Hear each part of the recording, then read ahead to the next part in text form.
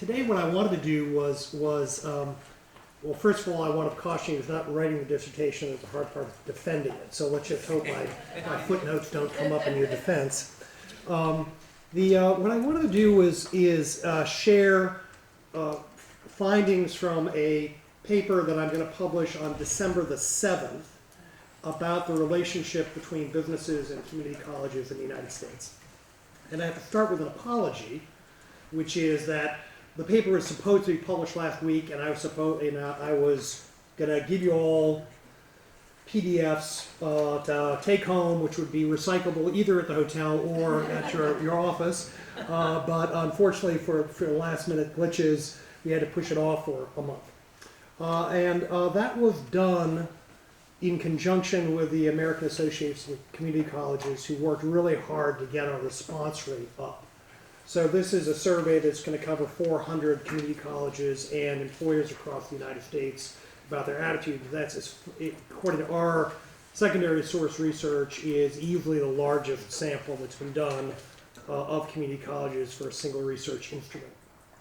And I'm going to date myself here because I'm going to invoke David Letterman. I thought I'd give you David Letterman's top 10 findings from that work and use that maybe to fuel our discussion in the community, the panel that's going to follow.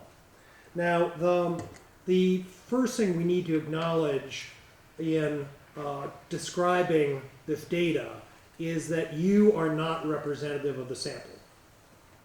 So this is the equivalent of a postdoctoral seminar in community colleges' relationships with businesses. And so I don't know if I want to analogize you to Olympians or World Cup soccer players, but there are a lot of weekend warriors out there in the community college world who try very hard to develop the types of expertise and effectiveness that is almost second nature to you. But there is a noticeable spread in performance that has to be acknowledged. One of the things I think is encouraging about our findings, so this is number one, is that more community colleges are making more of an effort and acknowledging, sometimes motivated by enrollment problems, sometimes motivated by, we hope, reading papers that out of research outfits like ours, or engagement by very effective local economic development people, or because they've got a new governor or a new chairman of the Department of Ed, that they need to make more of these connections. That's the good news. The bad news is that they use a very limited playbook, and very often when you talk to them about what they're doing, they'll describe an effort, let's say staying in touch with current recent people companies that have recently hired at their school, but when you start asking them about the infrastructure behind that, the tools they use, it's very apparent they're basically answering the phone or answering emails, and that's about it. So it's not just the breadth of what they're doing, it's their understanding of how to do it in a way that's going to be more effective.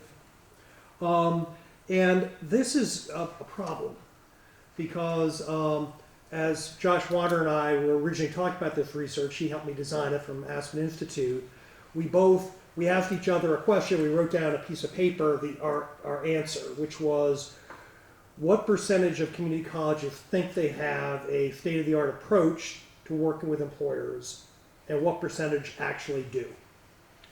And we both wrote down the same numbers, 90 for the percentage of companies, community colleges, think they've got a state-of-the-art approach, and 10 for the percentage that actually do. And unfortunately, this research kind of confirms the gap is very, very substantial.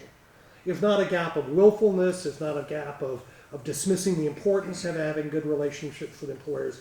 It's literally a lack of resources, more importantly, a lack of insight, and also a lack of self-confidence, which I'm going to come back to in a moment. That leads to a second finding, which is the vast majority of the actual engagement with employers is very routinized, very procedural, very mundane, would be recognizable to someone in a outreach role, in an economic development role from 10 or 15 or 20 years ago. It's smiling and dialing, it's looking at job postings, it's occasional events that usually have a fundraising or economic support tinge to them, and it's certainly not active, forward-looking, predictive, and it in fact creates a impression on employers that very much affects outcomes. Which brings us to my third finding, which is that employers are very quick, 65% very quick to say, a relationship with community colleges to build our skills base and to find workers is absolutely critical. But that's belied by their actions. It's critical, but they're not changing what they do. It's critical, but they're not giving feedback to community colleges about what works and what doesn't. It's critical, but the people assigned to be stewards of it inside the companies, in most instances, are hiring managers or someone in the personnel shop, not even the head of personnel, certainly not the owner or the CEO, which has very, very profound consequences, as I'll see a little later in my list. So my fourth thing is, well, why is that? If employers are saying community colleges are absolutely critical to my stream of talent, then why is the level of engagement not all that high? Why is it not an area of focus? Well, there are several reasons. Basically, employers' attitudes across the nation is community colleges are just fine. They're trying hard, but we have multiple sources of talent. But what I call the spot market for talent, I'm just going to post something on Indeed and hope somebody responds. That's really getting me what I need. But I don't believe community colleges have got staff with the capability to teach what I'm looking for in workers. But there are emerging channels like online providers, coding academies that are filling the gap for the type of talent I need. And so why would I go to the trouble of trying to raise up my local community college to do that when I've got a perfectly viable solution already? So employers look at community colleges, generally, nationally, not the ones in the room, as perfectly legitimate providers of certain types of talent from amongst an array of different sources of talent. And this becomes a self-fulfilling prophecy. Because if I've got other sources that are meeting my needs, I'm not looking to create competition necessarily. I'm certainly not looking to make incremental investment trying to raise up a community college to fill a gap that someone else is filling for me. It's already filling. My job, my role in life, my job on in my work is not to make community colleges more competent to provide redundant capacity for people I can hire elsewhere. It's to fill jobs, get my work done, go home and do whatever I do when I'm not at work. So if suddenly I'm in a cycle of community colleges aren't good at that, I don't trust them to be good at that, I don't believe they have the resources to do that, that just becomes a as I said, a self-fulfilling prophecy, a closed-loop logic, which begins to extend to other emerging opportunities. So increasingly, employers don't view community colleges as a solution for the future. They view them as a solid, traditional source of certain types of talent, very often depending, as you all know, there are different, just like there are different shades of states politically, there are different shades of states in terms of how their community colleges are set up and how they measure success. And if I've already got a great relationship with a community college to provide process control engineers or welders or bookkeepers, that's great.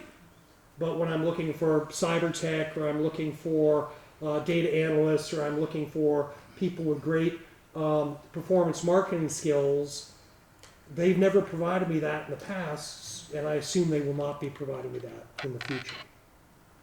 So, why isn't this progressing? Fifth thing is that there are a lot of conversations with between community colleges and businesses, but they're about the wrong things between the wrong people.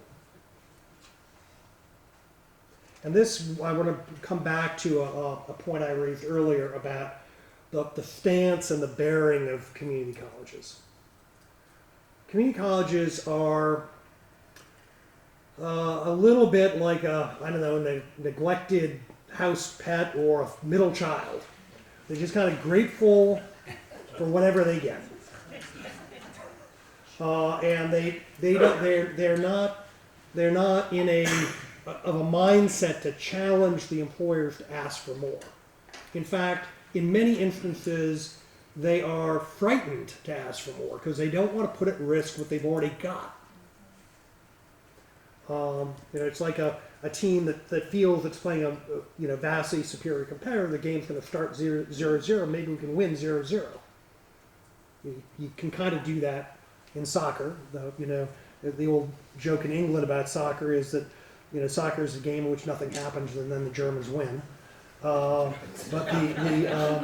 the play, a lot of community colleges plays not to lose, and they also do not understand how companies interact with important suppliers. A theme that I've introduced pretty consistently in some of my work is that companies, employers in this case, have got very finely honed tools to run what are called supply chain management. Some of you teach programs on supply chain management in your business schools.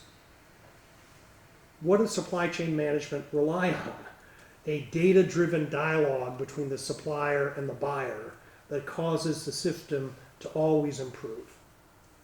Well, if one of those two parties is unwilling to broach the hard questions, to ask why things aren't happening, is scared to raise things that they're worried about within the four walls of their school, that dialogue cannot be sustained. And the corollary to that, the sixth point, is that the wrong people are in the room. So when you talk to businesses and community colleges, they say something which will be a glaringly obvious truth to high-performing schools like are represented in this room, which is it's got to be a top-to-top conversation. It's got to be sponsored between the leaders, the chancellor, the president, and the CEO or the owner of the business. But when you look at the actual people charged with this, in part because community colleges often have adopted a depressive set of low expectations about what's going to come out of this, they stopped sending the chancellor, they stopped sending the president, and that's because who's showing up on the other side is the recruiting manager who reports in a big company 2 layers down from the chief human resources officer, in a smaller company to whomever's in charge of personnel, and maybe, particularly the smaller the business and the more limited the business community is in the community being served, they'll go to the annual dinner. But the vast majority of relationships between most community colleges and their employers is the community colleges sending emails to generic addresses in the employer, not even a person. Like opportunities at Acme Industries, So Michael just started providing that.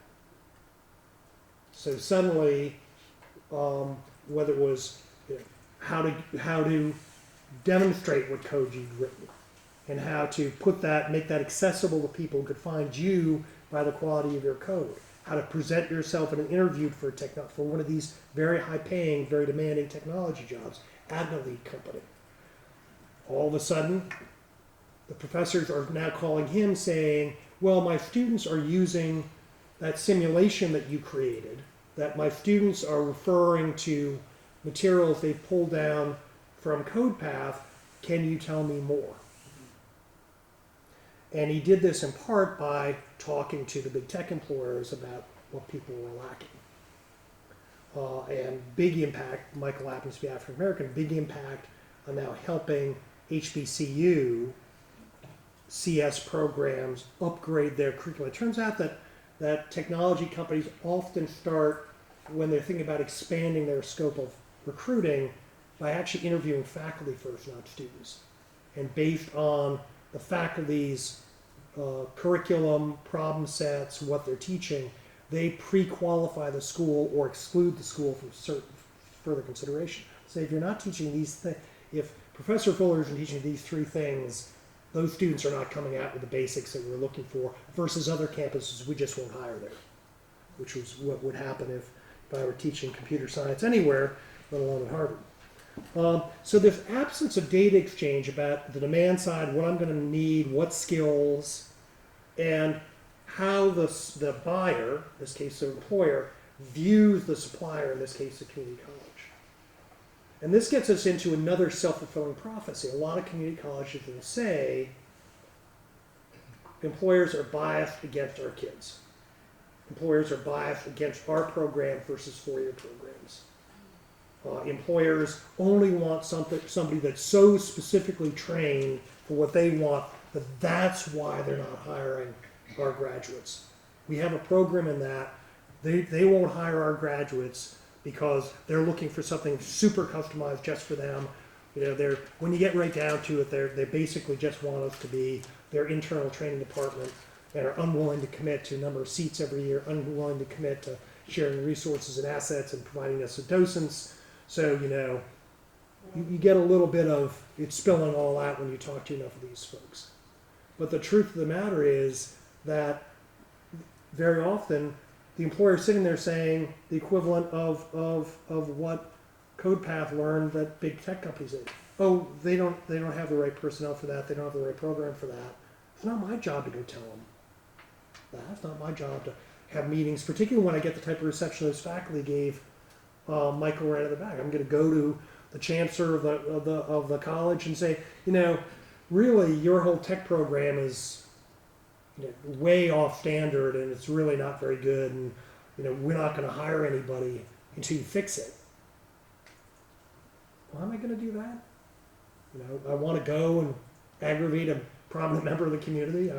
I want to go and say that and have smart channels say, I'm really glad you told me that. How are you going to help me fix that? I don't want to help him fix it. I just want some Deus Ex Machina. I want great worker to show up out of the sky without it making any commitments. The eighth thing, is that this has created a series of mutual misimpressions.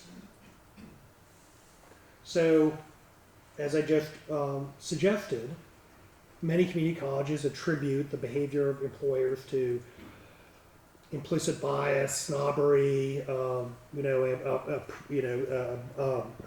preference for four-year degrees to associate's degrees or other certificates. And they, as all human beings do when you have a strong hypothesis, people will tell you in cognitive psychology, you will seek confirming data. And so the employers say, community colleges really aren't interested in changing their programs. So we go to them and say, we really need something like this. And they say, well, how many people do you need? Well, 40 right away and then maybe 5 a year. Can't do it. And they don't hear that as, my economics won't support doing that. They hear that as hidebound, resistant to change, not market focused, don't care about my needs, but that's okay, I get general incentive. Their misimpressions like that. They find, generally speaking, they would attribute a high level of defensiveness to community colleges. They find that, in many key programs, they are suspicious that the staff are unable to teach at a relevant level. Now, most of that is unstated.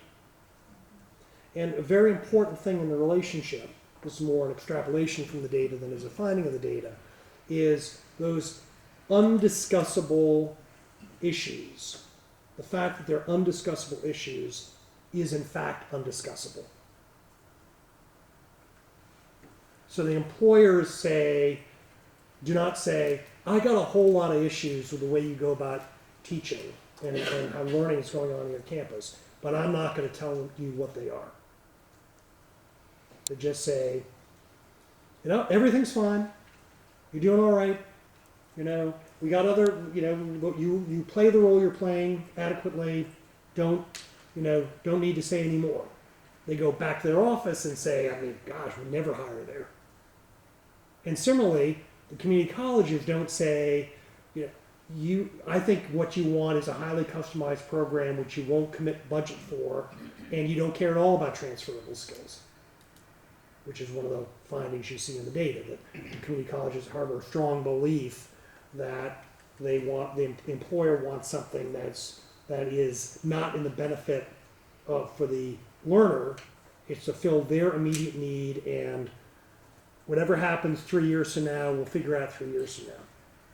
Now, in many instances, those undiscussable attitudes are shaping the behaviors of both parties, but also there's a lot of truth in them, which is why, as I said in my earlier point, basing these conversations on data. One thing that is very unnerving about the data as it applies to community colleges, for example, less than 15% of community colleges knew the work status of their current enrollees. Wow. How do you design curriculum, schedule courses, if you don't know whether 20% or 80% of your students are working learners? And we all know that more than half of community college enrollees at any one time are working learners. Similarly, they don't know how their graduates fared, except anecdotally. Did they get employed? Did they get employed in their field of study? Are they still employed in their field of study? Did those 2 or 3 years out get advanced or move to a better job elsewhere? Now, I know it's very, very hard, and some of you are saying, gosh, I wouldn't know how to track that data. I understand. It's not like you've got, I'm sure the Tar Heels and the Duke Blue Devils, Blue Devils, their development offices have got voluminous data on everything from where these folks work to, what they make, and, if they're in a public company, how many stock options they've got and what the current valuation is as of Monday morning. But having said that, not having any of that data means that neither party is operating with any kind of certainty, so they tend to fall back on their impressions. I think a more dangerous thing, my ninth one, is that both groups are facing crises which neither of them are admitting or discussing with the other.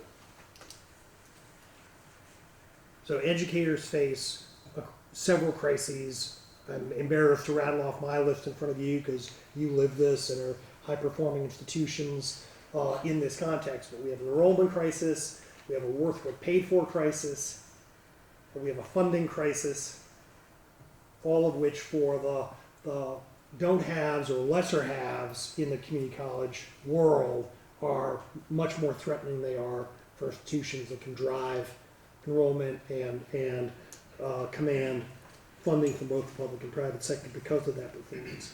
Similarly, employers are acting like the current skills provisioning system in the United States is going to meet their needs in terms of technical know-how, meet their needs in terms of power skills, social skills, and meet their needs in terms of diversity and inclusion.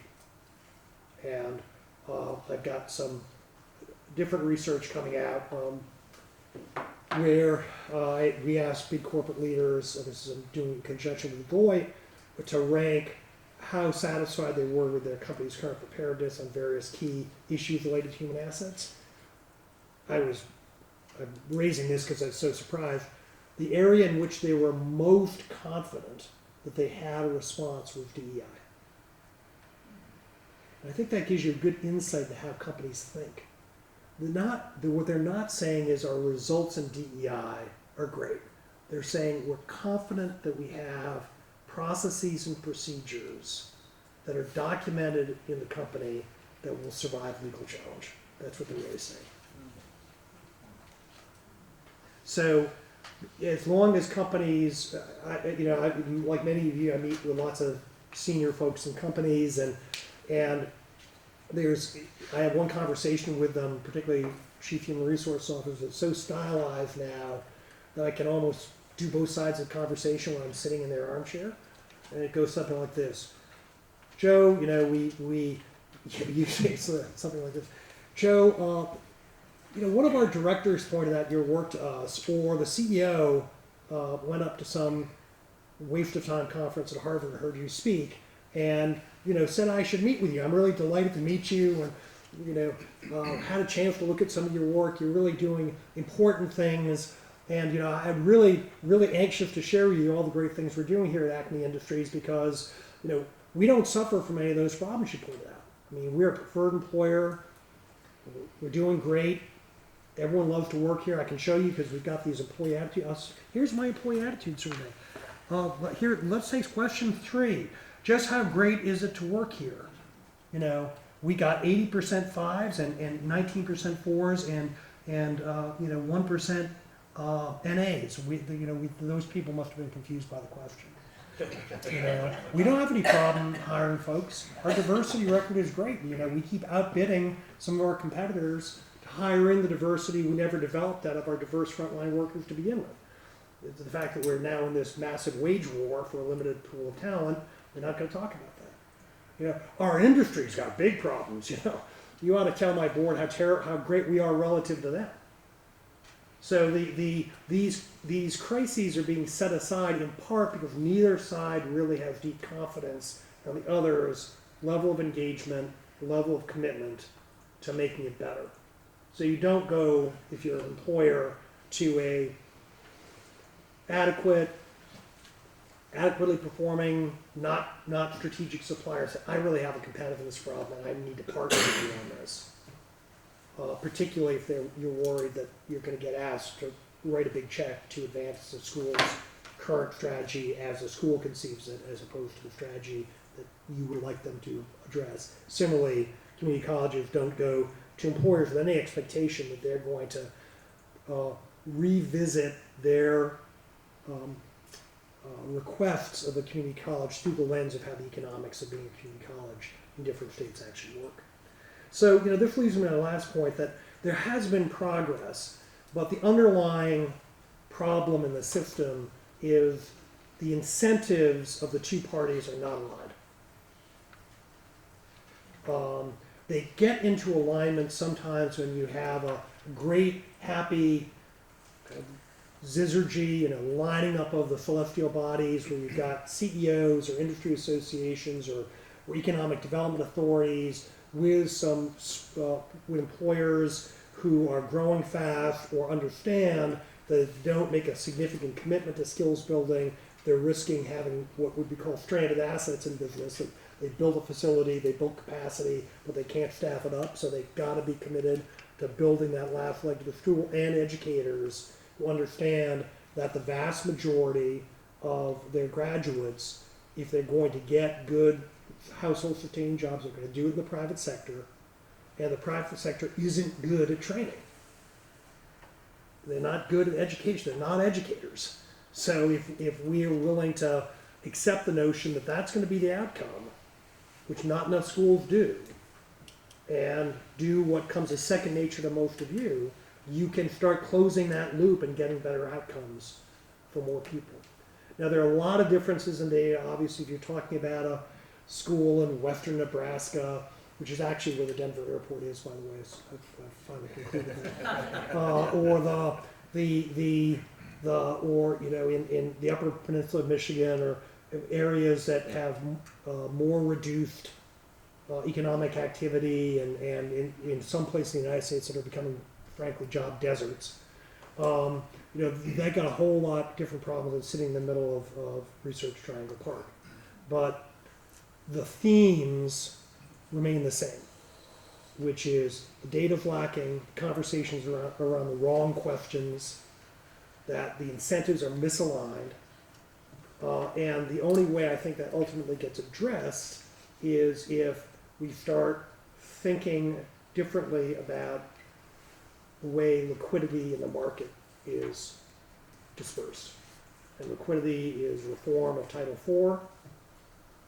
It's, many of you already know exactly what I'm talking about, but we're going to have full year cash flow funding, we're going to have expanded Pell Grants, we're going to have reduction in the 50% rule of accredited institutions have to provide 50% of the content. We're going to start moving to more competency-based system. We're going to start financing non-degree certificates that lead to employment and can be articulated into degree attainment. All of that has to happen. And strangely, this may surprise some of you, I do spend more time than I'd like to in Washington these days. And strangely, we may be beginning to converge around that. Everyone's looking for things to run for in the future. Who's against more good jobs for more Americans? And and both sides agree in large measure that the Higher Education Act reflects a great, increasingly like a photograph, getting more sepia-toned picture of the higher education sector in 1964 New England, which is what most of its DNA is from. And that, when you have a bill that relies, the current bill relies on the 1998 definition of online learning. So probably even the most obtuse member of Congress, and that'd be a photo finish, can figure out that some things have got to change. So I want to just close before we get Randy up here to convene our panel with a thought for all of you, which is you all are great about aligning with other local community colleges, other four-year institutions, about engaging with employers. I've already, threatened our hosts with trying to get some people from Massachusetts down here. Massachusetts has got a well-meaning but very hidebound, Beacon Hill, that's where our capital, state capital is located, constrained community college system. How you all can be apostles for doing this right, how you can engage more local institutions, but also through groups like this and others, start spreading the word that this is doable. You just have to bring a different mentality to it, different energy level to it, and a commitment to being revealing about data, about your challenges, and develop the self-confidence to engage employers in a conversation about mutual self-interest. Too many community colleges bring to the debate, bring to the conversation, a commitment to mission and selflessness, which is admirable, but it's causing their enrollments to decline. It's causing their students to spend too much time in programs that don't have a clear line of sight to employment. Too many programs that are configured that don't recognize in the absence of a dramatic commitment to surround services, that the odds of completing that program and ending up in a lifestyle sustaining job are low. That requires all of us who care about these outcomes to have a new conversation, not just with employers, but inside the community of educators and inside specifically the leadership of community colleges in the United States. So, Randy, I've cut into your time, but let's get some people who actually know what to talk about, as opposed to describe the actions of people who know what they're doing, which is what I do up here, and benefit from their wisdom. Thanks, Joe. But just to have some conversation around playing off of much of what Joe shared, and starting with that first piece that you were saying at the highest level, in DC as well as in our state capitals, things need to change from a systemic level to a great extent. So in your experiences, what do we as community colleges have to be doing across the workforce system to make community colleges more indispensable to the workforce system? Marsha, since you're here. Sure. Thank you. Thanks. And Joe, that your presentation and the data is thought-provoking from so many different perspectives. My head is spinning thinking about all of the implications. And while we're grateful that our community colleges and that we're all here focused on the innovations and the advancements, it really points to what do we as the community colleges across the country really need to be, I think, thinking about in a way that demonstrates how holistically we are that community solutions provider and that connector. So from a, to localize it, at Lorraine County Community College, we're part of the Northeast Ohio region, and it is much more than, as you described, Joe, that one-off relationship where there are meetings that are taking place in certain rooms. It really is the holistic design that I think, in many ways we need to, as community colleges, go back to that new day one and the why we were created and why, community is such an integral part of the who we are, the what we are. We've taken a systems approach at Lorraine County Community College and have been focused on the systems approach. We are firm believers in designing with the end in mind.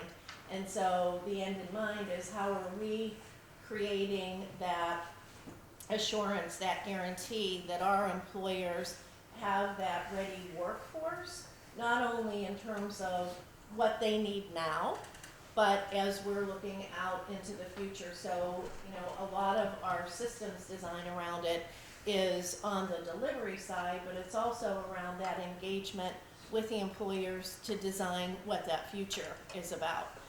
And for us, it truly has been about a decade-long journey. It doesn't happen overnight. I think a lot of the examples that you described from your research, are indicative of not considering the supply chain aspect, right? It's really, okay, we are educating, we're graduating students, they're going out into the workforce, we have career services, so we have rethought in terms of that designing with the end in mind. We've put a framework together that really builds off of our student success work in terms of what was completion, or continues to be completion by design, where we look at a continuum that is connection to the college, entry into progression, and then whether it's a credential or a degree or a transfer, but now we have career by design. And so how is the employer engaged with us throughout that entire continuum and looking to that future? I'm glad that we have the next conversation this morning with regard to the data piece of it, because it really is a regional perspective, and that alignment to what is the data demonstrating, and ensuring that we as community colleges are at the table and not just sitting at the table or being at in the right room, but creating those designs and creating that engagement and at all levels, right? That we're not just addressing it from an individual who might be meeting with the HR director. It's that greater intensity around the employer as partner and designing what our curriculum is. And some of the programs that we have really flipped the model around on are the ones that are preparing us and our employers for that future-ready workforce, and looking at those mega trends, looking at those drivers, but really that engagement that we are your solution, we are your provider. Lorraine County Community College is a local tax-supported community college in addition to our other funding. And so every day we have to demonstrate that we have an ROI for that employer. And just a week ago today was election day. We were on the ballot for an operating levy that comes due every 10 years. Our employers were among the major drivers of this, because their message back out to the community is that we are their solution. So how we turn that around, I'm just sitting here grappling with the, just how great the issues are across the country, and we're all a part of that. And so how we think through not only what we're individually doing, but as a community college sector, how do we uplift our entire sector together? I don't know if that answers your question, but I just have so many thoughts. That's a great start. Yeah, thank you. And Steve, our policies and incentives are not lined up with the work that we do to a great extent, and So as you think about the workforce system that you've worked in at Northern Virginia, thoughts on how to what community colleges can do to make a bigger difference in that system? Yeah, I mean, the one nice thing, every community college is different because they come from different areas. In our area, we've got 9 jurisdictions that we cut across. We're probably one of the few organizations that is everywhere in Northern Virginia. So that gives us some wiggle room in sort of helping set that agenda because everyone's kind of acting in their own interest. And up until the Amazon announcement, that was the first time ever our economic developers all worked together to actually try to win something. Before that, they would just compete and say, no, move on this side of the road, no, move on that side of the road. And when I got to Northern Virginia 6.5 years ago, we had a different president sitting right there. And we had about 24 chambers. And our idea of economic development was we just went to chamber meetings and we were in the room. And people all said nice things about us. Oh, you're from Nova. You're so great. But they couldn't really tell anyone what we were doing. And so over the last 6.5 years, we really were trying to be an intentional driver of the agenda. And that started with a partnership with AWS. They came to us and they wanted us to really be an integral partner in helping them figure out how they can grow their workforce. And step one was we never said no, even though it probably wasn't our best interest to say yes sometimes. But we needed to be at the table, and we learned so much from that conversation. And as we grew that relationship and started offering their apprenticeship, not only in Northern Virginia, but across the country, our faculty and staff started to learn a lot too. And that initial relationship where all of a sudden we built something, 6 weeks later they wanted to rip it apart and redo it. And our faculty and staff were just like, wait, this is not how we do business. We'd like to build something and live on it for years because that's the model we had built. But in talking to the executives and getting them in front of our faculty and staff and having that dialogue, they started to hear things like, why is non-credit and credit not more aligned? Why are you not thinking down the road? Because yes, we don't want a degree for every new hire, but if they grow with us, we want it. And they don't want to pay for it twice. And so those conversations, hearing it not just from Amazon, but other employers, started to change the culture at Nova, that we started to say, listen, we need to be driving this agenda. And we are the largest source of talent in the Commonwealth of Virginia, with nearly 80,000 students. Every employer cannot ignore us if they say they have a problem finding people. So as we started to say that and people would start to see we were working with other employers, then, success begets success. And people started showing us, hey, can you do with us what you did with Amazon? And that started to sort of realize that we could change the trajectory. David, in Tucson, Arizona, the workforce system, PIMA's central to that, and how have you positioned PIMA within that system, and how can community colleges learn from that and influence their own system? So I think like Marcia and Steve, it's been a long process for PIMA, but I kind of want to go back to the culture of the college and the district. And so I think the biggest change for us has been moving workforce from a vertical. So when I came to Pima Community College District, it was really a vertical. It was isolated off its own campus and so forth, to a horizontal across the entire organization. And I think that's where the role of the CEO is so critical. And I think, so our chancellor's been there 10 years, I've been there 9 years.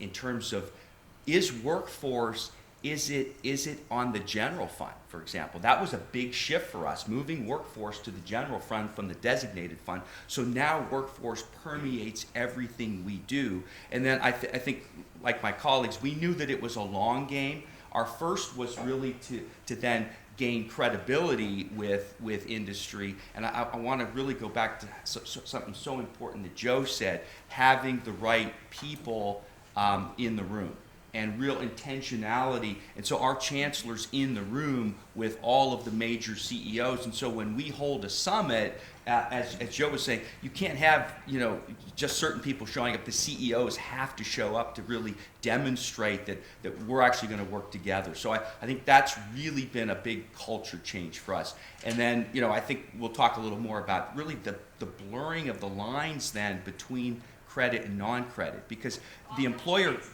doesn't care about anymore so much about the degree as are we providing the skills. So I think for us it's been a shift in our curriculum architecture, so that there's better alignment then between the if you will, the stackable micro credentials from credit to non-credit as well. Yeah, that CEO conversation of who's in the room, as Joe said, our workforce development staff was getting frustrated that as was I, that the CEOs were handing off the workforce development conversations to specialists in HR, and they gave me the list of I gave them the list of the top 30 employers in our county and asked for the next 20 most engaged that aren't on the list. So I have 50 CEOs and it's one a week. It doesn't always work out that linear, but it's like an annual check-in visit that if I don't see them and they give me the materials and I'm out selling. And that little strategy of CEO engagement one-on-one, because our folks in our community won't come together they're too busy, you know, for any kind of summit. But Joe, any comments or reflections? Yeah, well, listening to all three of you, there's a reason you're up here, and there's a reason that you're part of high-performing organizations. You know, walking over here from the hotel this morning, in this beautiful campus, I noticed intersection of Knowledge and Job Street. Now, Knowledge and Jobs, that intersection is adjacent to an empty parking lot right now. And you know, that's an image actually of what happens unless you have the types of steps we were just talking about. It becomes an empty parking lot. Because no one's getting invited to come to something, so they park there. No one's got the incentive to do it. No one on the educator side is being held to you've got to prove your worth in ways that voters will give you their hard-earned dollars and in an upcoming recession. And the one thing that I think is really interesting is how often you see, a little bit like Stephen's story about Nova, there is a catalytic event. In your case, it was AWS, but where suddenly the reference frame gets changed. Could be someone's going to build a multi-bazillion-dollar wafer fab nearby, or battery plant these days. But it's something happens that you see there's a forcing mechanism for a new type of conversation, and that's a wonderful door opening. But it's also a little bit of a risk, because what you often see is that that's one employer or one industry, one chancellor, one time. And if you take any one of those things out off the stool, it falls down. So often you get these surges in a local community college system with a dynamic chancellor, with some business leader, could be a governor also, that's really incenting change, but then you get to that next level of performance and it starts stalling out, and then somebody leaves, and you know, I was talking to a very senior person in Columbus, Ohio, recently, where they're really worried about the post-Les Wexner era, because Mr. Wexner has been this huge driving force in the development of Columbus, which is, I think, the 14th largest city in the United States, if I'm not mistaken, which most surprises most people. And so if you go back to the roots of a lot of that, it's Wexner not taking no for an answer.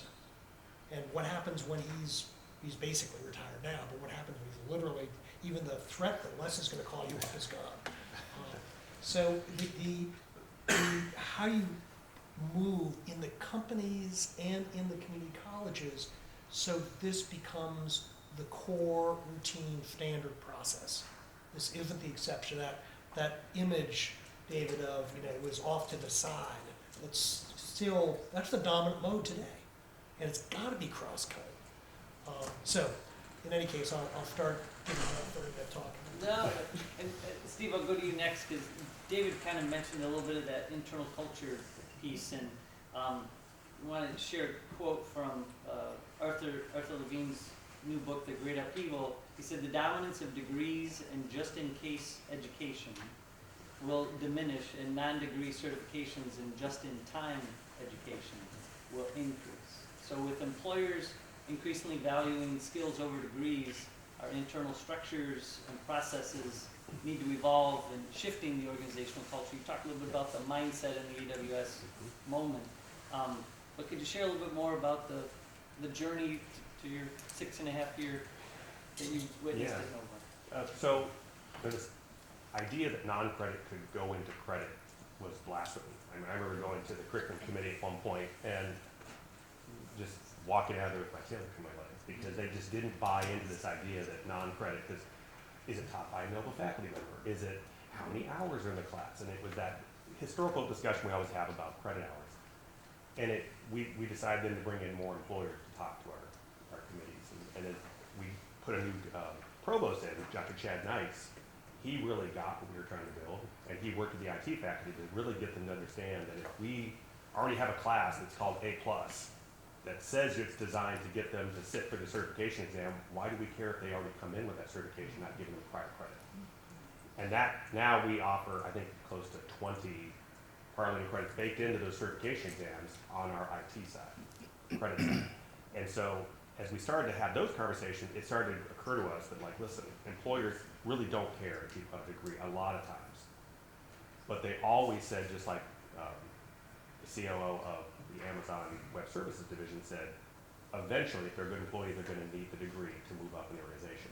So when we started to build out our apprenticeship model with them and some of the boot camp models, we really started to think, how do we bake this into everything we do with non-credit? Which was smart because we have a program at the state called Fast Forward that pays for these non-credit credentials. And they started asking those questions too. It's like, listen, we're giving all this money. This could be a great pipeline for the credit side eventually. How are you building this learning into this so that we can get that credit down the road? And so it's taken a while, and I don't say it's perfect in all disciplines. You know, it's more struggle in certain areas like healthcare and others that have licensing requirements, and how do you build that in? But it started to sort of say, how can we deconstruct the degree and let someone over time lattice that up towards a degree eventually? Because again, most people don't care about getting a degree, they want the job. And in fact, our new model that we're going to be launching on our website next summer is you'll be able to see all the logos of all the major employers in the company. You can click on it and see which way to get that job. To really flip it on its head, that the goal here is getting you a job, and here are the ways you can get to those employers. Very good. So, David, I'll go David Marsh and then Joe. David, say a little bit more about that, the non-credit credit merging, and if you want to talk about your registrar, go ahead.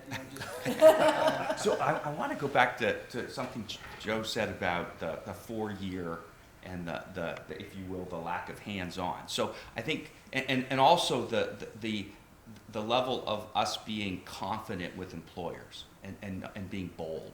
And so I think what we've done is really, I think, distinguished ourselves. Our competitive advantage over the University of Arizona, for example, is hands-on. They're graduating engineers that do not have hands-on skills. Then they're coming back after they're hired. We created a hands-on academy for Caterpillar engineers, both bachelor's level and master's level, to come back to actually learn what the technicians do so they can really design a better equipment. So I think that's the first part is I really liked what you said about, being bold with the employer. I mean, first we have to prove ourselves, but then I think being bold also to the employer that you actually have to have some skin in the game. We're in this for the long haul. You can't just get the end product. And so I think, and that's where the non-credit comes in, because they don't really care about the non-credit.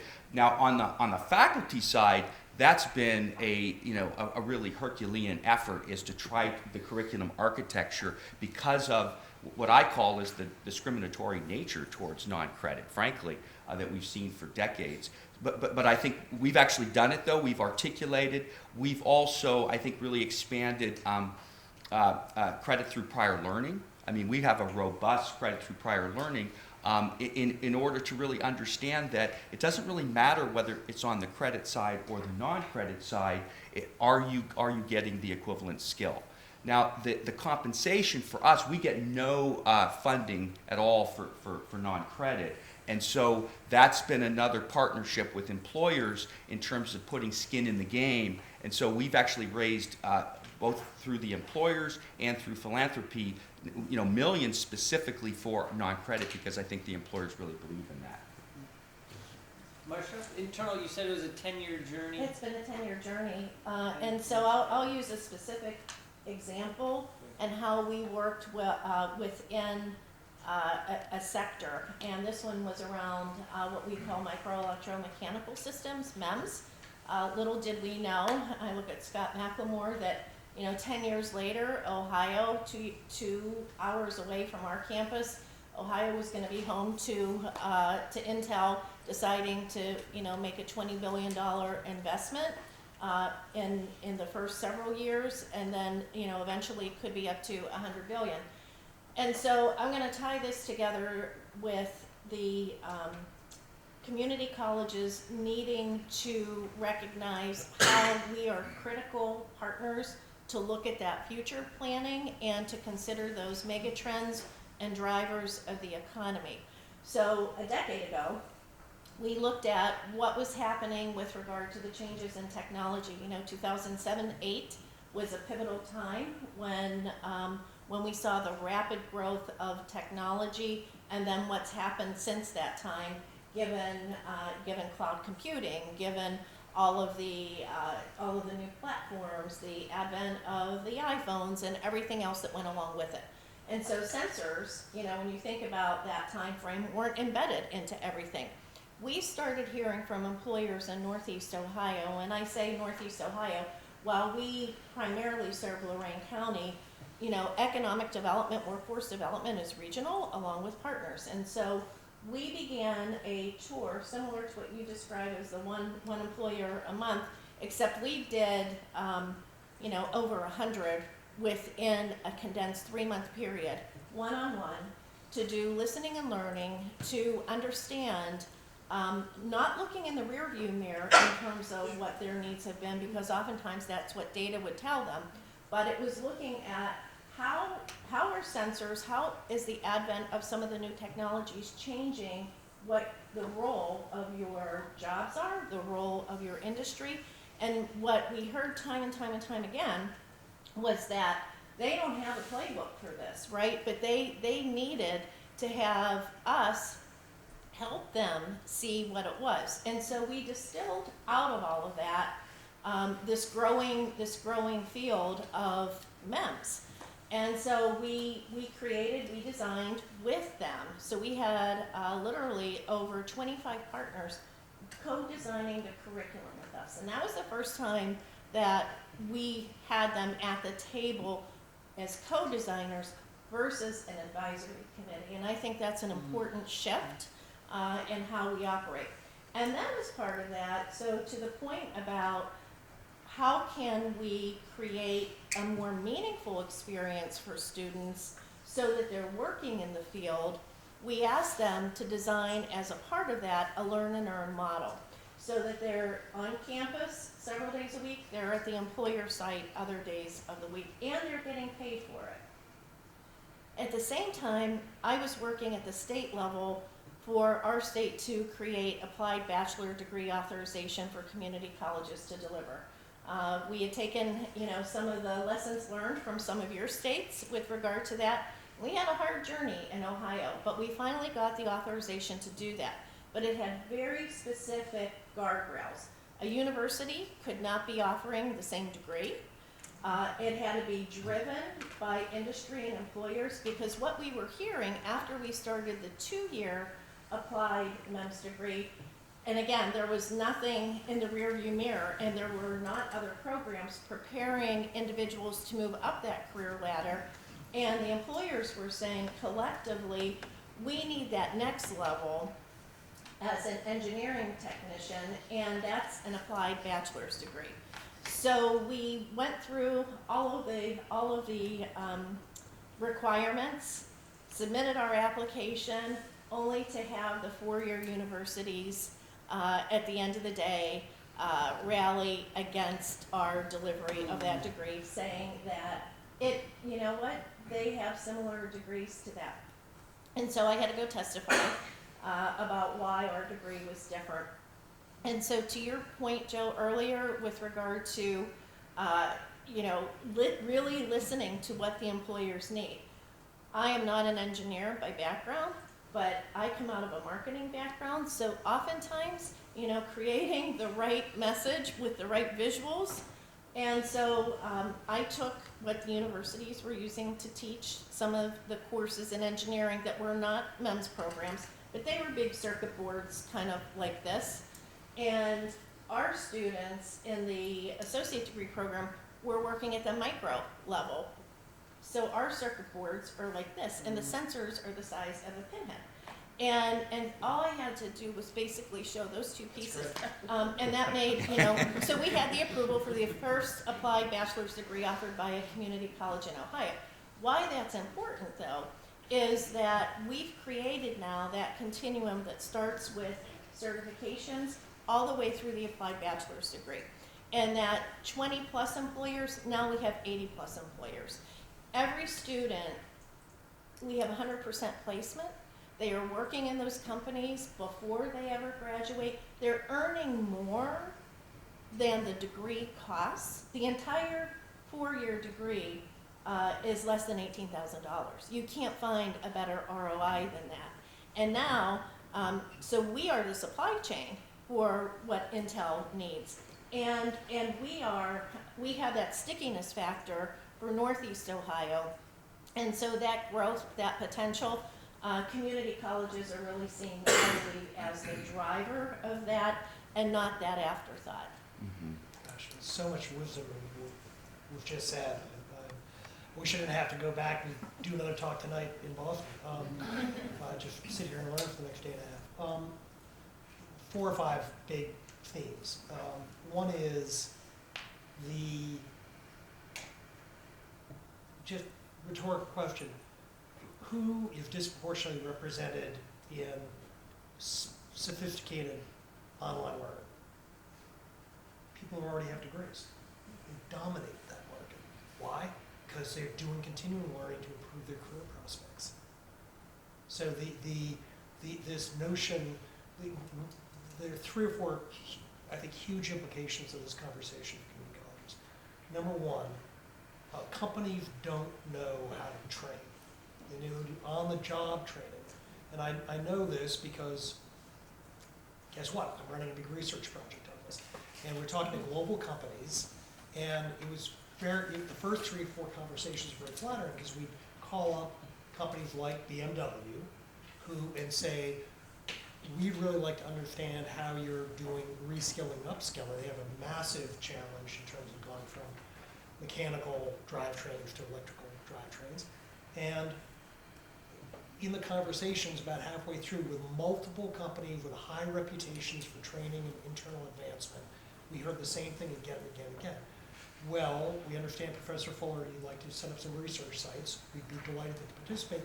We have to say we're a little disappointed. And I would say, oh gosh, I'm sorry to hear that. What are you disappointed about? Well, you were calling from Harvard and talking about reskilling. We thought you would tell us what to do about it because we do not know what to do. Wow. And you guys said, well, we're trying to be able to answer that question, but we need to do some work first.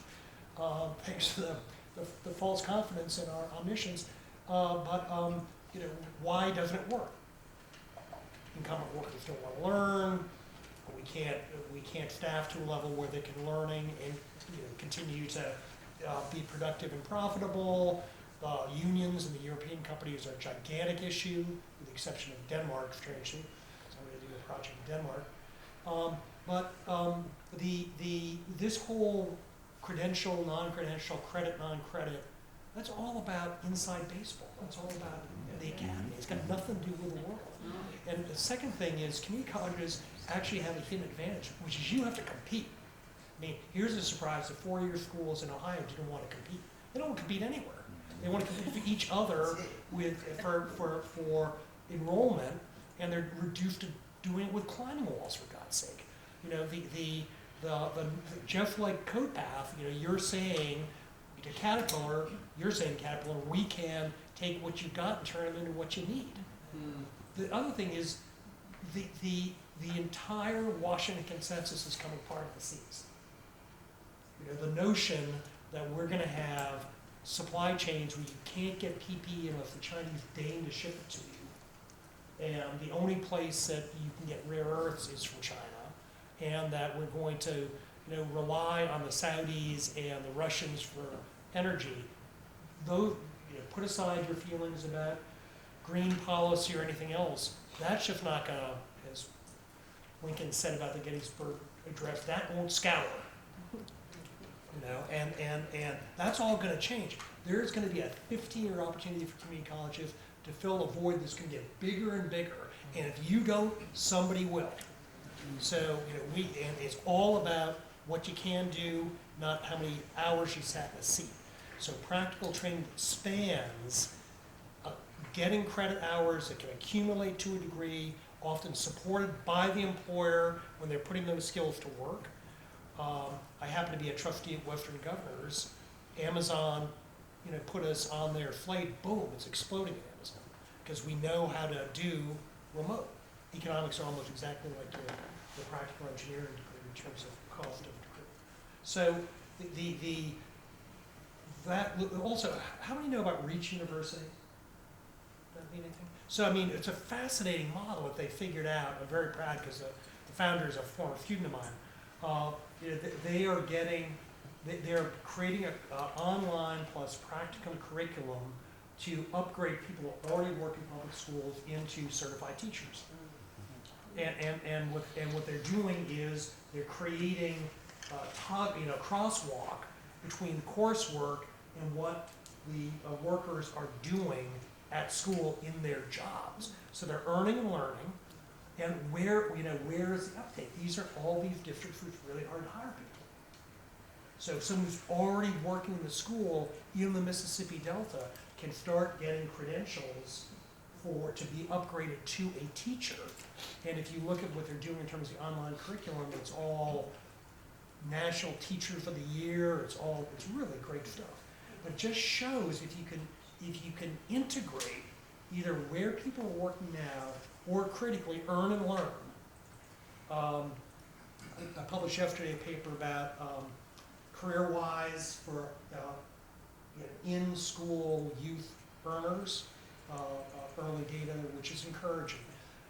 It's all about breaking down these artificial lines of demarcation that never reflected reality.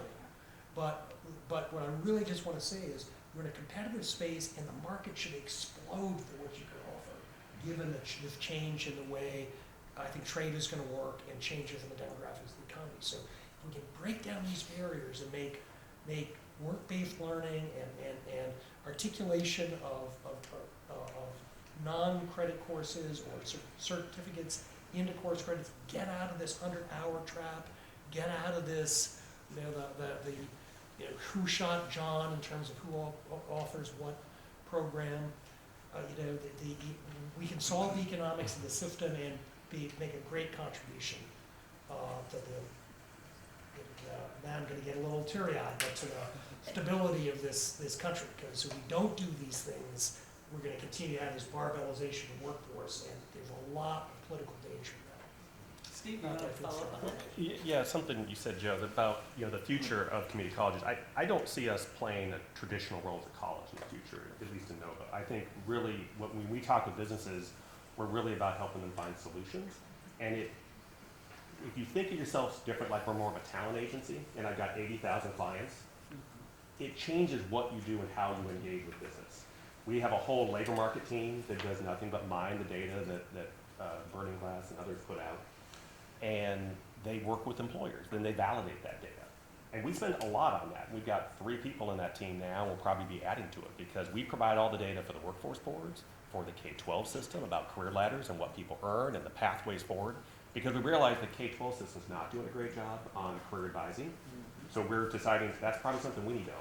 And we reorganized the whole college that career services now in the workforce space. I've got all the career advisors for the college. I have everything related to career services, which is a little different where it used to be a little more campus-based or student services-based, because we're closer to the end product, again, the job. And so I think if we see ourselves a little differently, and our role is to be that arbitrage organization for talent, I think that's where we will win going forward. I feel like we're, if you think about the student success journey that, learning by design and achieving the dream 2004, 2007, 2010, leading up to guided pathways a decade later, I feel that's where we are right now with this idea of like a learning broker, concierge talent service kind of thing. So as you think about the future, David, where do you see, building off of Steve's comments around how to reduce the opportunity costs for students, as well as sourcing talent differently for employers? So, I want to really put an exclamation mark on Marcia's point, earn to learn. I mean, I think, you know, from our perspective, you know, what is DEI, but really providing an opportunity for economic mobility for our students and getting them a high-wage job. And rather than have our students try, because our students, you know, they're scrambling at McDonald's and all these other places trying to pay for school and life, an earn-to-learn model where they can be in field earning money, I think is one of the most important aspects of removing barriers. Because I mean, what our students ultimately need is some earnings while they are learning. And then I think on the employer side, that's where the long-term engagement is for us, is that the employers are seeing the long game, and to say that actually I'm going to invest in this student and I'm going to invest in this learner's future. So I think for us, I think what we're really passionate about is really getting the employers then to buy in. We've got now employers that are buying in. We have cohorts of students at the Gospel Rescue Mission, all on the non-credit track, but they're actually being supported by employers. So I think, for me, I think that's really the future. Can I dive in something real quick, please. Randy? In the European countries and also countries like Australia that have much more vibrant apprenticeship programs, apprentices never get laid off during economic downturns. Why? Because they're a good deal. So the work and this paper about the opportunity multiplier just published yesterday also shows that for these high schoolers. So if you can get a company to operate the way you were just saying, David, it sticks. And so the kind of, oh, you know, you're just creating indentured servants that are going to work for evil corporate America. You know, what you do is you are creating the economic basis to keep people enrolled and get through the program and transit into a full-time job, and that's a win-win-win. You get an enrollment, the employer gets a service worker, and the learner gets launched. And so this whole notion, you got to stop thinking college first. We got to, you know, we're colleges, we're educators. It's backwards. It's, you know, we are creating outcomes for employers and learners, and we go back from that. That's what we care about. Marcia, anything to add on future and? So I want to pick up on what Joe was just saying. So what you described as the trifecta, and so we've taken our apprenticeship models that we started with in engineering and, you know, other programs, and we've applied it to healthcare. And so as we listen, you know, to our healthcare providers, where, you know, nursing, right? They don't have enough nurses, and yet, you know, oftentimes the hospitals, and more so now than ever, are part of large systems. And breaking through sort of, you know, what their systems are, and embracing then the culture and the innovations that community colleges can bring. And so we have started some apprenticeship models now within healthcare. And it is about being in the right room at the right table, because oftentimes it has to happen between the president. I sit on the board of one of our larger healthcare systems, and then our foundation board, which we didn't really talk about, but our foundation board, I have 50+ members on it, and they are employers in our community and in our region. And so now we're working with the president of one of the major healthcare systems and the other major healthcare system. We started an apprenticeship model where they have taken individuals who they hired as PCNAs, so the very entry-level position. We then recruited additional students into the program that they hired as their employees. They are being paid full-time to work at the hospital, but they are half of that time our students being trained and educated as nurses. And so that, you know, that will expand throughout that system, but it's taking that kind of risk and then, you know, working back with our faculty for alternative models and creating that pipeline and pathway. And again, they're being paid full time to do that. So it's not about a tuition reimbursement program. it's really an opportunity for them to say, and I don't have to go to school at night or on weekends. I'm able to incorporate that because I am balancing a family at the same time. And when you had indicated, I think, Joe, in your presentation, 15% or less of community colleges know what the employment status of their, of their students are. In our case, we have over 50% are working at least 20 hours, 30% working full time. And so That's why you're here. we have to design around it. Can I just, a couple quick things? On DEI, the vast majority of companies are more diverse the lower you get in the organization. So if a company wants to approach its DEI problem, the first place they ought to go, people they already employ, and upskill them. They upskill them where? Through you.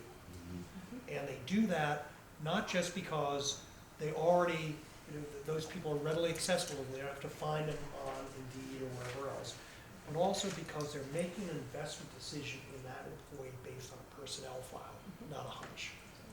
Yeah. So going to employers and saying, you want to invert that pyramid, you want to have middle-level managers, who are ethnic minorities, who are more women, they already work for you. Stop going out and beggaring thy neighbor by stealing their person, and betting that through your 3 interviews you figured out they're going to be good fit for you. You've got people with 5, 8, 10 years of experience who never take a sick day, are involved in anything from the softball teams and the United Way campaign that always get outstanding reviews, but you're not promoting them because they lack the skills. We'll backfill that. I just met with a manufacturer CEO 2 weeks ago who that is their biggest gap is middle-level supervisors Absolutely. to jump ship, and they can't. Yep, and and they can't. they're so diverse with refugees in their front line Yep. that they want ESL classes and supervision classes on site to promote from. I didn't know you had a campus in Germany, because that's the big problem in Germany. Well, we've got about 10 minutes left and a lot of big brains in the room. Any questions from the audience you want to ask the panelists? Well, thank you, Joe, and the rest of the panel. Really full discussion this morning. I'm struck by, kind of the lack of expertise across the system to do some of the things we're talking about in solving employer needs, right? We're talking about solving for DEI, solving for, maybe it's not a hiring issue they have, it's a retention issue, and whatever else, kind of the suite of challenges that employers are bringing to us. But those aren't our core capabilities at the community college. And what I'm trying to do is figure out how do we build those capabilities, which can be costly, require decades of expertise, whatever it is. And to do that across the system is a whole other question. So we're hearing of different examples of, each of you kind of bringing to life, but what does it look like to move a whole system to actually change the purpose and function of the community college to better fully meet the talent needs of our employers? Can I ask a clarification Yeah. question? When you say system, are you describing the community college sector nationally, or do you mean a system within a state or a system within a district? Yeah, nationally, because we're not built for that, but I've also got my SUNY hat on and thinking about New York. Okay. You're not going to fix Okay. SUNY, I'll just say. Well, hostage taking would be one way to go. I think there are 2 or 3 potential answers. One is we're going to have to accept that eventually there's going to be more measurement in the system, more performance-based funding. And so that will be a tough, but a necessary cudgel. Particularly, I think, when you get to state departments of education, who are, generally, I think that geneticists can be confident that the genome of Stalinist bureaucrats is alive and well in your state capital, in your Department of Education. So they're going to have to change their mindset I think you'll see more legislators, as you can see in Texas, really getting more expansive in their thinking about what they should be funding and rewarding. I think another thing is, that's a good ask of companies. Give me a couple of executives to come here for 3 years to fix this. Give me on their, you've got someone who's your head of talent, they're 62, retiring, pay them for their last 3 years to come work here and help. Could I tag on to that, because this, before I retire, this drives me crazy, and I really don't understand why we don't do a better job of this. I agree with you, we need to bring in the CEOs of companies, but just because the CEO sits in Erie, Pennsylvania, Pima, wherever people like that, Tucson, Arizona, Houston, why are we so competitive with each other? Why aren't we bringing in our colleague community colleges and having the national conversation so that 1,300 community colleges aren't approaching a multinational company who's very busy, who has big problems, whose number one metric for success is profit, and why aren't we doing it? It's a great idea. We can't get, here in the Raleigh-Durham area, you've got an unusual configuration of the community colleges across systems, working with Durham, but also with the four-year institutions. But that's the exception that kind of proves your point. That isn't common. Why aren't we taking Amazon Career Choice? There's 100 and some schools that have Amazon Career Choice. We don't talk to each other. They talk to us individually, and when they're talking about putting college credit inside their 50,000 square foot fulfillment center, we're so narrowly focused like a teenager and self-centered about ourselves, and we all do it. I'm speaking about myself. We all do it. Why aren't we calling each other and saying to Amazon, hey, let's get all the 150 career choice schools together. Let's all solve the problems together, because the smaller schools don't have the same resources as the bigger schools. Why? What keeps us from doing that? Well, the truth is too, Amazon Career Choice gave up on us as community colleges. Yeah. And part of it is how we're organized, because they could not deal with us either going in with our community college mindset, or, they really wanted to deal with the one person in each state who could pull all the levers, and we're not structured that way. And actually, Google said, we're not going to wait anymore for you all to figure this out and develop curriculum. Right. We're going to develop, and we're going to give it to you. Right. And they have to spend so much time convincing people to take a free good that 200 employers use. So did Intel for artificial intelligence. So does Yeah. Microsoft for this current legislation that they want us to all vote for. So does. But there's a- Why? Why can't we fix Well, it? I think some of it too is on the industry side. So industry is typically not set up to address community colleges regionally, because, based on my experience, they have they're organized in that region, right? Which may be very siloed within the organization overall. So part of it, I think, is on the industry side. And anything that is nationally based is typically your education, research, or philanthropic organizations. So some of it is corporate. Not that it can't be fixed, and that's not the case for every corporation. But I think your larger corporations are set up that way. I would love. So one of the things I want to do is talk with Amgen, right? So selfishly, but currently we're working with the Ohio team. Intel, it's a similar way. Yeah, we can reach out to Arizona and others, but there'd have to be some changes on the corporate side in order to address Some that. industries, I Well, if I agree. could, Let's also recognize that 2U, Coursera, they're in this business, and they see the opportunity, and they, even though they've suffered their share prices, are still overvalued, and they understand that getting by on super high priced master's degree programs to people using corporate education benefits is not a sustainable model. So they're coming for this space because they see the And opportunity. one last thing, I'm talking about the customized, the training the incumbent worker up, the non-credit part of it that you're all now talking about. Why can't we do it for that? You know, we had a global corporate college that started in Cuyahoga years ago. It failed. But we had a great, it wasn't, except it was Cuyahoga. I don't mean to, it had nothing to do with Cuyahoga when it failed. But we had a great partnership with the TSA where we had 62 community colleges offering a Homeland Security certification training to TSA members. It failed after it, but it was really good for about 4 years. And then we had Tyson, and we had some other projects. Some of us are still around that were involved in that.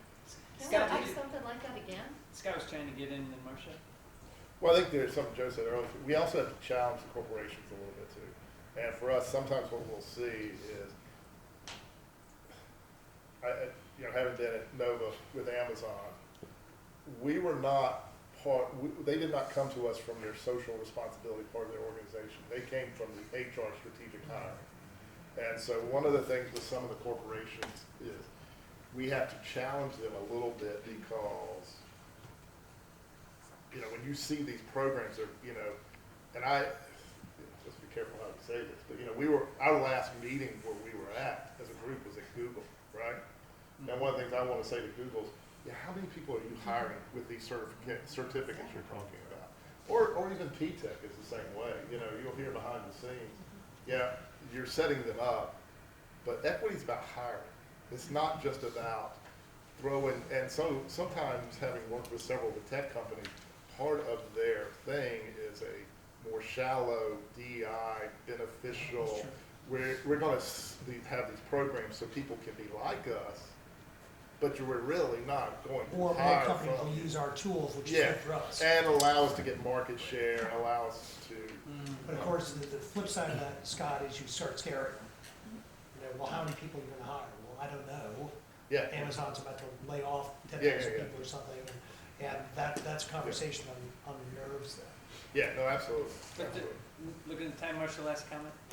So I would answer that question that you posed from a regional perspective. And I think that's important for us to keep in mind. A lot of the national programs, that's not necessarily what our direct mission is with regard to our local community or region. It could be.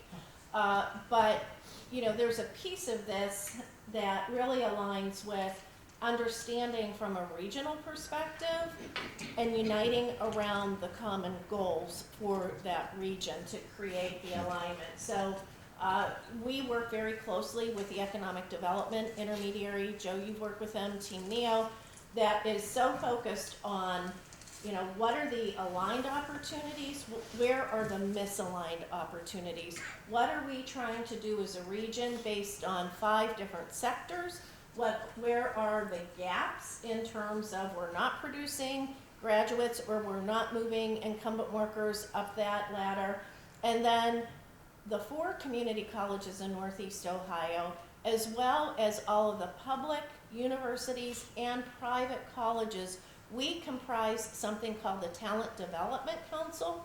And through that Talent Development Council, which also has the major employers who represent those industry sectors, working on collaborative strategies and metrics and initiatives to ensure that we are positioning our region to be economically competitive.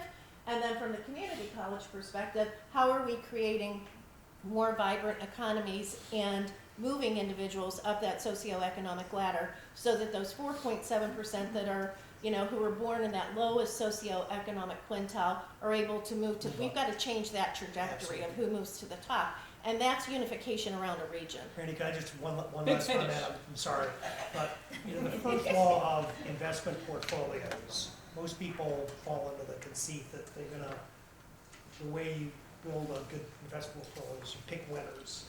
The first rule is get rid of your losers. Don't invest in companies that don't get it. Don't waste your time, don't chase Moby Dick. Moby Dick was, or the whale's anniversary publication was yesterday, I saw the people. I didn't, I found it imperative as a high school student. So get the people, invest in the people that get and build success stories. The rest will come along.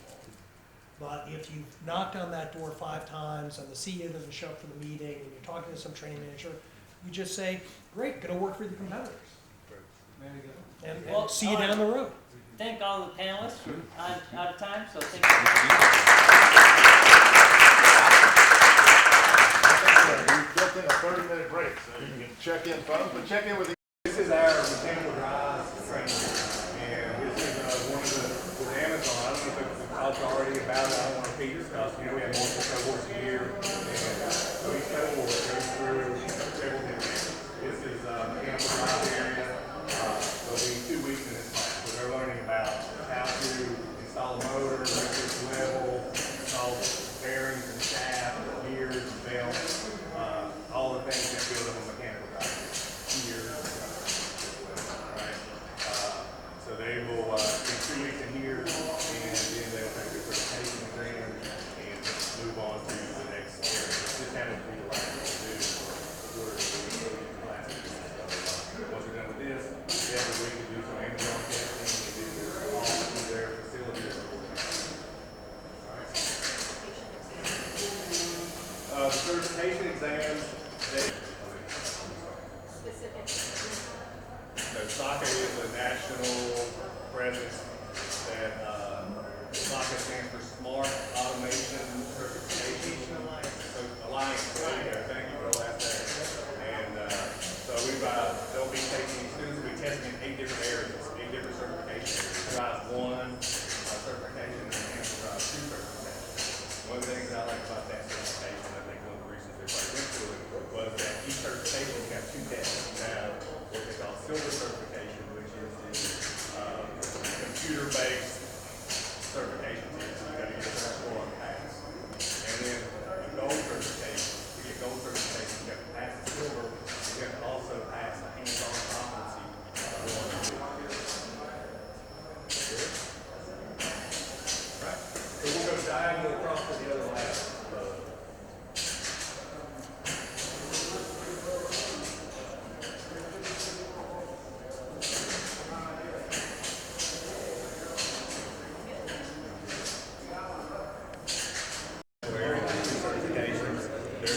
System certification, but we did. So it'll be tested on all the different circuit theory components and such. And then you have the motor control certification, which is in the motor controls lab, which is down there in the hall. You see that? Any questions? Or so again, circuit school. Yeah, we have each book. Yes.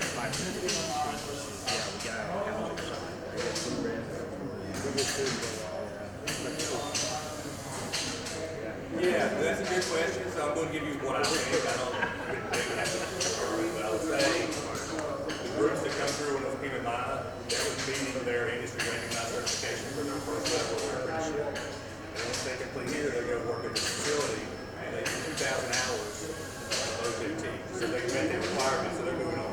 Right? So the new groups that come in are going to do the sockets will be pretty standard, and when they finish it, they're going to go and have the same background.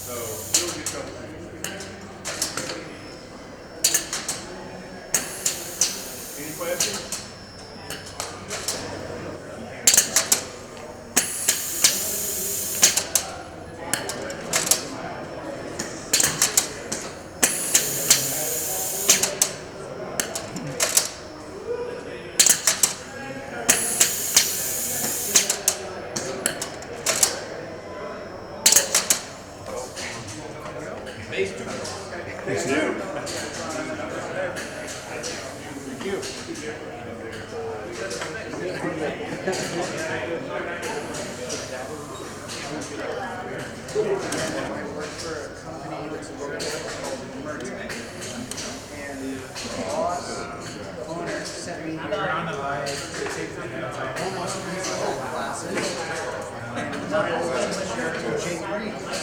was retired. I said to him, I kind of ran with it. Oh, thank you so much.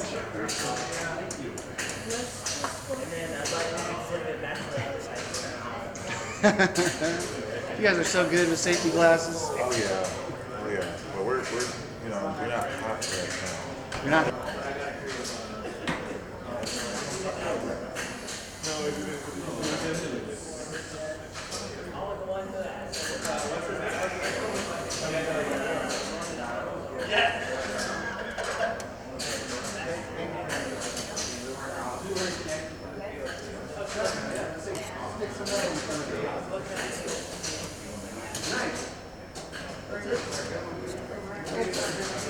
Building in different sensors controlling the switch connections, controlling how the motor starts, when that's been true for it to start, and stuff. Did you switch over any gear when you went over to Saka? To what? Did you buy new gear, or you already had it all? We had pretty much everything. Yeah. And we did end up buying, and this wasn't, maybe due to soccer, maybe not, but we had 4 trainers of everything, and we just got our 5th of everything. And that was more, I think, a capacity planning thing. So, no, we didn't do any, the only thing we had to add on was in the PLC lab area. We didn't originally have Ethernet and HMI string option on the trainer, and we had to do that because that's one of the competencies they have to have the socket. And so that's on order, and we should have that time for that. Any questions?